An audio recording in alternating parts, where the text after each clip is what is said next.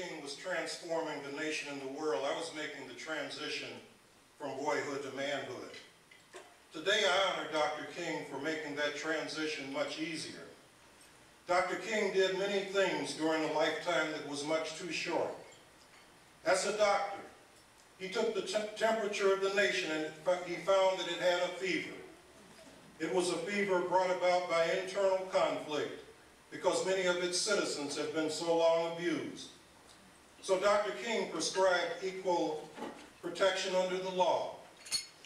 He checked the pulse of the nation and he found that its heart was not pumping to full capacity because many of the resources of its citizens were not being fully utilized.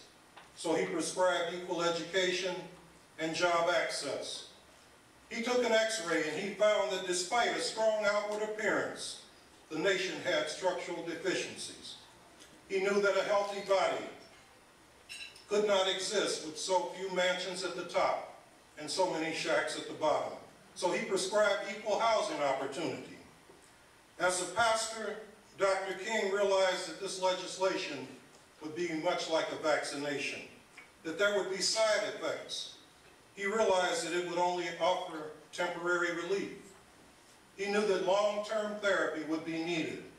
So he prescribed the healing word of God wherever his challenges found him. Dr. King even gave credibility to the title prisoner. When thrown in jail to be demoralized and neutralized, Dr. King emerged wiser, stronger, and even more committed.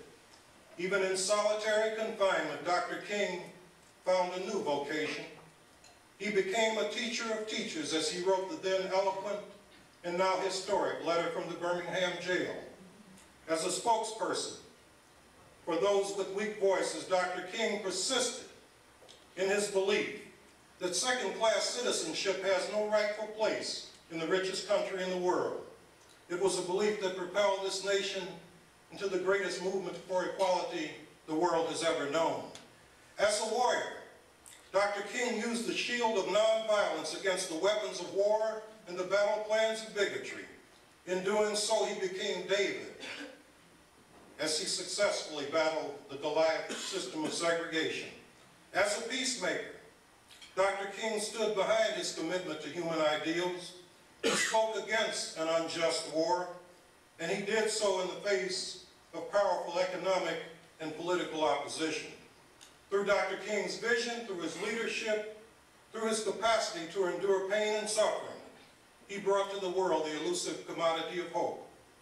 3 decades later, that commodity is in short supply. 3 decades later, we have an increase not only in poverty of material things, but more importantly, poverty of the mind and poverty of spirit. 3 decades later, racism wears the mask of hate in the form of burning crosses, burning churches, and videotape beatings. 3 decades later, racism manifests itself and continues to wear the disguise of negative mental conditioning. 3 decades later, there is war not only in faraway lands, but in our own backyard. The degenerative diseases of abuse, neglect, broken families, and broken promises have created a grim prognosis.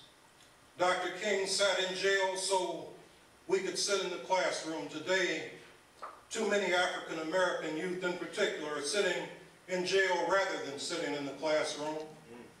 There are more African American men in the justice system, young men in the justice system today, than there are in institutions of higher learning. And I'm not referring to the lawyers and judges.